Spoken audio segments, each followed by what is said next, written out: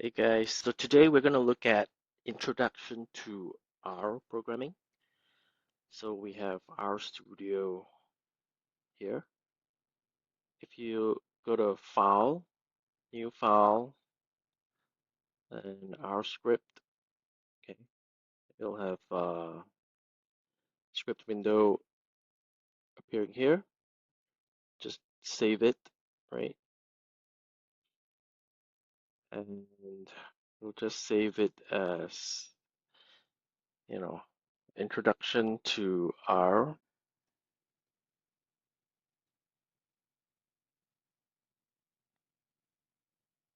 Okay.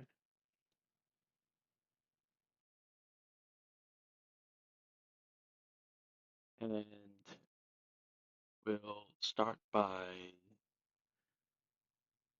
running a few simple lines of code. So print hello world like this, right? If you hit enter, you go to the next line. But if you do control enter, it will run that line of code, which you see here in the console on the bottom left. Okay. So if we do like a 2 plus 3, for example, and control enter, that would run that line as well. Okay. We can also set variables like a equals 2 and b equals 3, and then we'll do a plus b, right? So now if you select 3 lines of code, do a control enter, it would store the 2 variables a and b, which you see here on the top right. A has 2, b has 3, and it executes a plus b, which gives you 5 here in the console, right? Then let's take a look at vectors. So in R, you can create a vector like x equals to c open bracket 1 comma 2 comma 3, okay? And y is another vector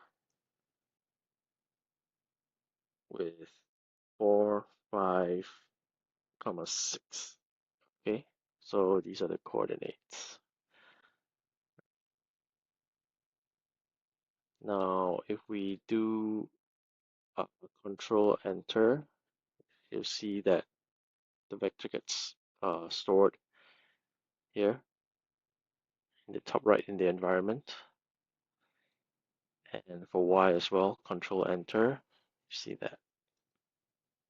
Okay. Then we can do a scatter plot by doing plot xy, which is plotting y versus x.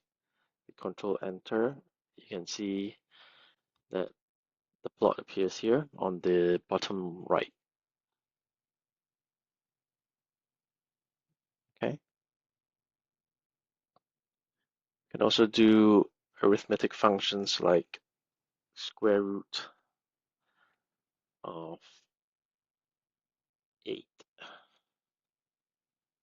Okay, you get the answer, right? And if you wanted to get some help on the square root function, you can do question mark sqrt, control enter, and you get the documentation here. Okay. So next we'll take a look at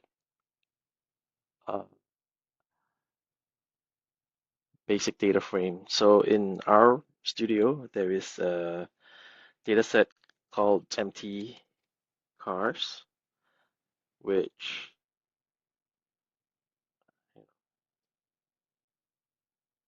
the data frame, I can put a comment by putting the hex sign in front of it. So this line of code will not be executed.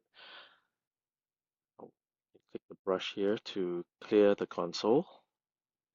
Right. So if you run mtcars, Control Enter, you can see that this sample data set gets loaded in the console. Right. So we can do, to check how many rows this data frame contains, you can do nrow mtcars, Control Enter, right? So there are 32 rows you can see here. And call mtcars would give you the number of columns. So there are 11 columns. Okay. If you wanted to get the dimensions quickly, you can do dim mtcars, Control Enter, you get the dimensions in rows and columns, so 32 by 11. Okay. And if you wanted to, if you do an str, which is a string representation of the data frame, right, you'll be able to see the column names here and a sample of the values, right? Not all of it, but a sample. So every column gets shown on the row on the string. Right? If you wanted to get the column names, you'll do names mtcars, right? And you can see the names of the columns here. Right? Next, we can look at the top few rows of, if you wanted to sample the data frame and it's too large, what you can do is do a head mtcars, Control Enter. So you only want to see the top, by default it will be 6 rows, but you can also do the same thing, head mtcars, comma 3, to say you only want to look at the top 3. So I execute this, you only see the top 3 rows. Okay, and you can do the same thing also if you want to inspect the bottom of the data frame, the last rows. So tail mtcars, you'll be able to see the bottom 6. Right? And the same thing if you want to see only the bottom, say 4 rows, then you just do tail mtcars, comma 4. Okay.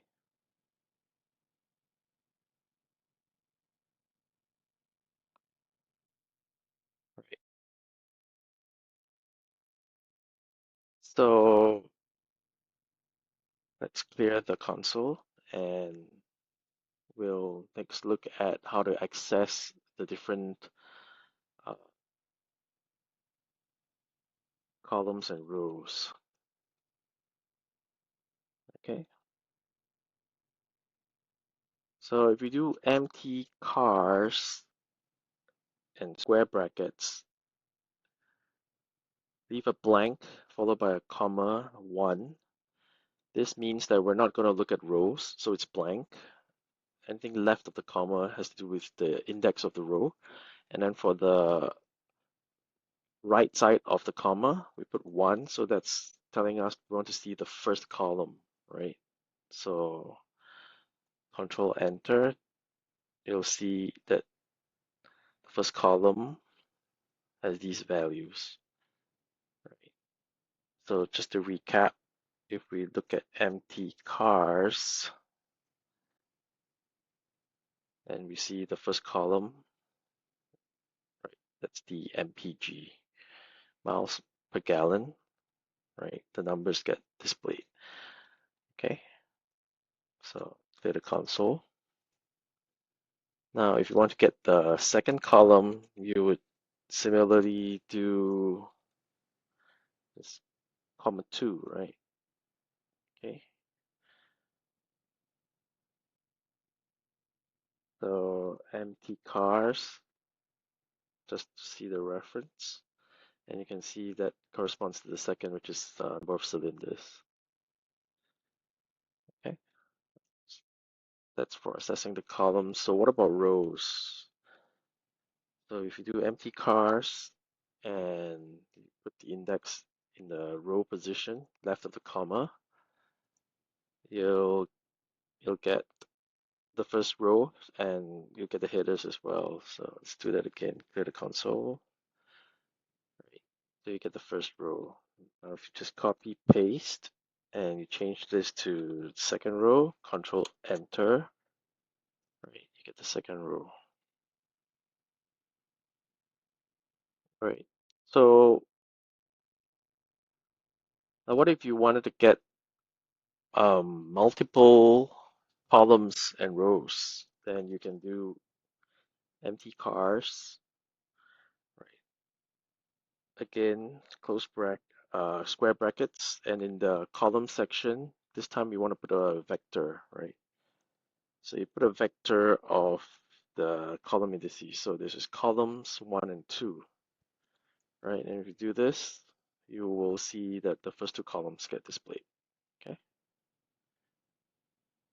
And similarly for rows, let's do the same, copy paste, but this time to the left of uh, to the left of the comma, right? Okay, so these two, this would give you the columns, and this would give you the rows, right? So if I ran them together,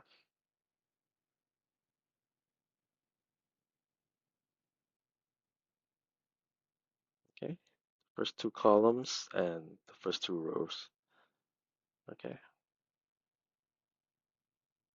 Now, there's also another way to get the first two columns and rows, which is, just make a copy of this. Now, instead of the index, you could replace it with the name of the column. So put them in the double quotes, mpg, and replace 2 with cyl. Okay. So, right.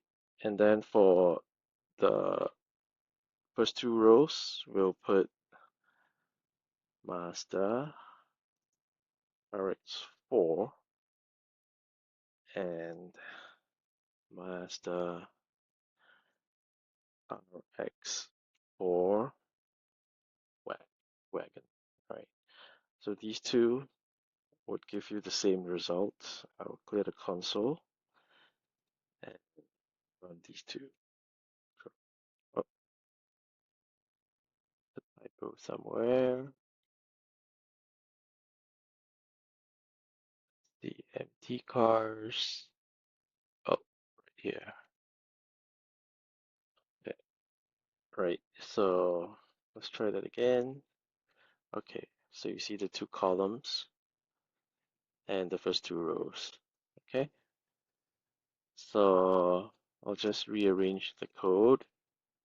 So these two are equivalent, right? And just to confirm that, clear the console, we'll run these two lines of code together. So you call the columns by index and by column name, right? And you can also do the same with the rows.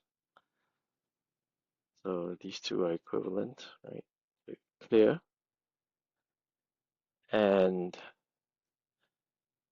see the two rows, these are equivalent. Okay, so right, and the last one would be if we wanted to access like empty cars and a specific like 2, 3, control enter. Oh, empty cars, control enter, you get 160 because empty cars, if we take a look at the second row, third column, that's 160 right here. Okay, so that concludes our introduction to R.